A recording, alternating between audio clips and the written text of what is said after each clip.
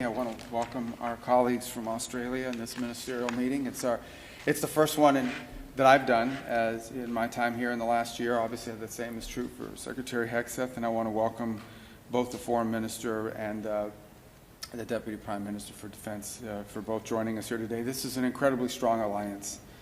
In fact, as we were discussing a few moments ago, it is our only ally that has fought with us in every war over the last, certainly over the last 4 or 5 decades, and we're very grateful to them for that. And this is a very strong partnership. It's a strong alliance, and what we want to do is continue to build on it. We're upgrading infrastructure on air bases in Queensland and the Northern Territory that allows for additional U.S. bomber rotations. We're upgrading logistics and infrastructure in Darwin so more U.S. Marines can do rotational deployments and pre-positioning MV-22 Ospreys. This establishes new and resilient logistics networks across Australia.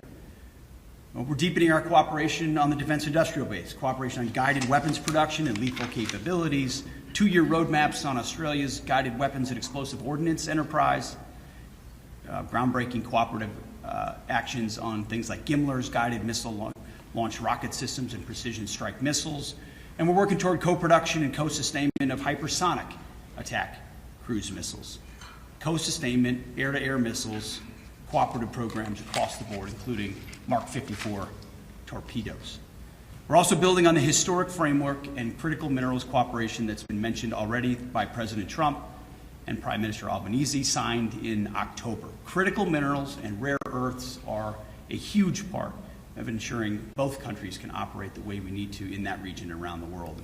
And finally, as we move, as was mentioned, full steam ahead on AUKUS, we applaud Australia's upcoming delivery of an additional $1 billion to help expand U.S. submarine production capacity. We're strengthening AUKUS so that it works for America, for Australia, and for the UK. I think also President Trump has given us the motto for our meeting today, which is full steam ahead.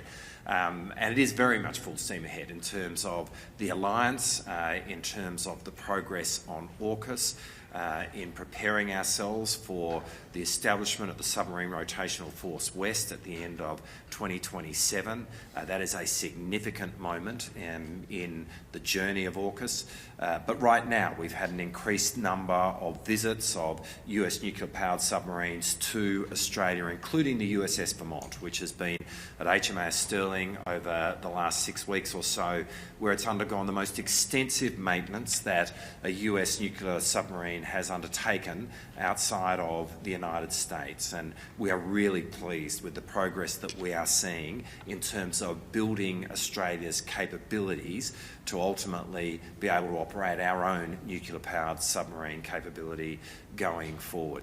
At every AUSMED meeting that we've had since 2022, when Penny and I first started attending these AUSMED meetings, a central part of what we have sought to do in the defence space is to increase the US footprint in Australia.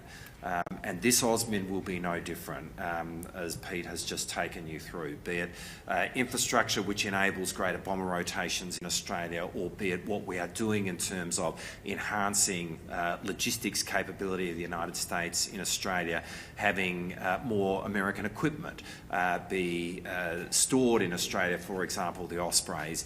These are just examples of what we are doing across every domain. Air, sea and ground, but also space and cyber, to have the most extensive American force posture that we have seen in terms of the breadth of that in the Australian continent. And that is so important going forward, to make very clear in our region that Australia and America stand side by side in working together to contribute to the peace and security of the Indo-Pacific. As we meet today, there are almost 900 Australian servicemen and women who are embedded in the United States Defence Forces across the US. Indeed, the deputy commanders of the US Army, the US Navy and the US Air Force in the Pacific are all now institutionally Australian. And that is an example of the degree to which our two countries work so closely together in respect of defence. Penny and I are really looking forward to taking our relationship and our alliance again forward in the meetings that we have today. We're working really well with this administration, and we are very excited about working with you, Marco and Pete, to take the alliance forward into the future. Jelajahi cara baru mendapatkan informasi. Download MetroTV Extend sekarang.